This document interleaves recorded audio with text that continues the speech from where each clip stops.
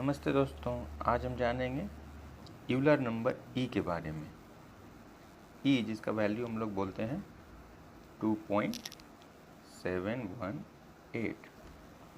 But ये number है क्या?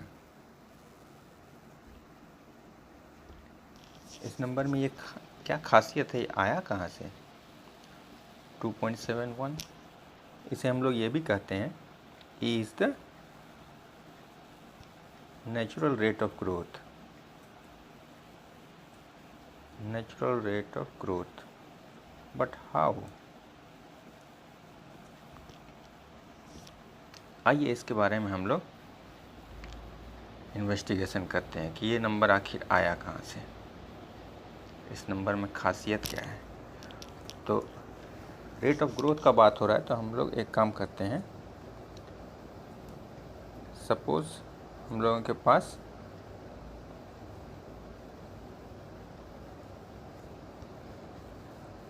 100 अमाउंट है और इनिशियल रेट ऑफ इंटरेस्ट रखते हैं 100% और ईयरली कंपाउंडिंग करते हैं। तो टाइम पीरियड हो जाता है 1, ईयरली कंपाउंडिंग है तो after 1 year we are getting 200। और अगर इसे हाफ ईयरली कंपाउंड करते हैं तो टाइम हो जाता है 2 टाइम्स, दैट इज 50% पे ये 2 बार कंपाउंडिंग होगा। तो at the end of the year we are getting 225। अब इस टाइम पीरियड को और कम करते हैं, क्वार्टरली अगर करते हैं तो रेट ऑफ इंटरेस्ट हो जाता है 25%। और at the end of the year after 4 compounding we are getting 244। और अगर इसे मंथली हम कंपाउंडिंग करते हैं तो after 12 compounding and rate of interest will be 8.3, that is 100 divided by 12, we are getting 261। इसे और छोटा करते हैं, let it be fortnightly, then the rate of interest is 4.16 and the compounding, how many compoundings are there? 24 and we are getting 266। और छोटा इसे किया जाए, अगर डेली कर देते हैं तो the rate becomes 0.27 and how many times it will be compounded? 365। और at the end of the year क्या अमाउंट मिलता है? 271.45। अब इसे और छोटा अगर कर देते हैं, आवरली कर देते हैं, तो रेट ऑफ इंटरेस्ट हो जाता है 0.01। और how many times it will compounded over a year? 8760 time से कंपाउंड होगा at this rate of interest. तो हमको कितना मिलता है? 271.81। अगर और इसको छोटा कर दिया जाए, पर सेकेंड कर देते हैं, तो पर सेकेंड में रेट ऑफ इंटरेस्ट हो जाता है 3.1 इंटू 10⁻⁻6 और कंपाउंडिंग हो जाता है 3.1 इंटू 10⁸ टाइम्स। लेकिन अमाउंट ज़्यादा नहीं बढ़ता है, अमाउंट हमारा 271.8 ही रह जाता है। तो देख रहे हैं जैसे जैसे हम लोग टाइम पीरियड को कम कर रहे हैं, कंपाउंडिंग पीरियड को अगर कम कर रहे हैं तो रेट भी उसी हिसाब से घटेगा। और होता क्या है कि इनिशियली कुछ फ़ायदा मिलता है, लेकिन जैसे जैसे टाइम पीरियड को छोटा करते जाते हैं वो फ़ायदा घटते जाता है और ये आके इस पे एंड करता है 271.8।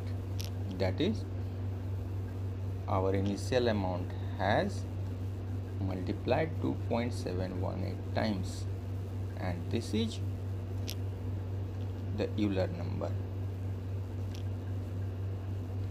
तो यहाँ से आया हमारा Euler number E equal to 718,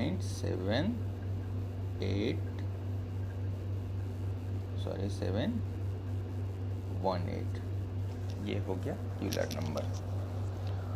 तो इसका मतलब क्या हुआ कि जैसे कोई भी नेचुरल चीज़ वो एवरी टाइम ग्रो करता है, every second, every instant grow करता है। तो एवरी इंस्टेंट अगर कोई भी चीज़ ग्रो करेगा तो at after some time it will become 2.718 of its initial, and suppose कि R रेट पे, R पर रेट ऑफ इंटरेस्ट और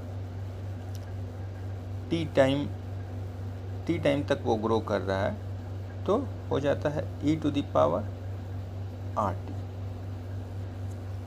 सॉरी, इसके पहले अगर हम लोग ये समझते हैं कि आपने E का एक और फार्मूला देखा होगा, E equal to 1 plus 1/n to the power n, where n tends to infinity. ये वही ग्रोथ रेट है। एक सिंपल कंपाउंडिंग फार्मूला हम लोग का क्या होगा, 1 plus r to the power time period. तो ये r हमारा जब बहुत छोटा हो जाएगा तो क्या हो जाता है, r को n पार्ट्स में डिवाइड कर देते हैं, तो 1/n, और सेम जितना r डिवाइड हुआ है उतना ही टाइम भी डिवाइड हो जाएगा, उतना टाइम हम उसको कंपाउंडिंग करेंगे तो टू द पावर n हो जाता है। तो 1 plus 1/n to the power n, it is compounding at that rate of interest and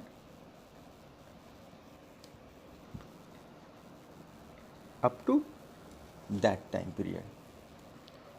तो ये हो गया E, and this is the natural rate of growth. अब ये जो नंबर आया है E, इसका क्या क्या प्रॉपर्टी होगा, इसको अगला वीडियो में हम लोग डिस्कस करेंगे। जैसे कि क्यों इसका e to the power x का डेरिवेटिव भी क्यों e to the power x ही होता है, और e का बहुत तरह से रिप्रेजेंटेशन होता है, उसको अगला वीडियो में हम लोग डिस्कस करेंगे। तो यहाँ हम लोग जाने what is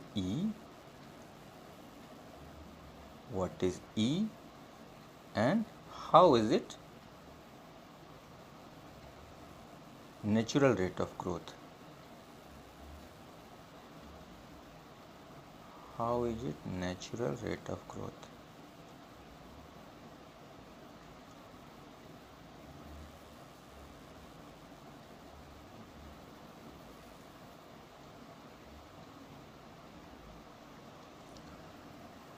Okay, thank you friends। अब अगले वीडियो में मिलते हैं।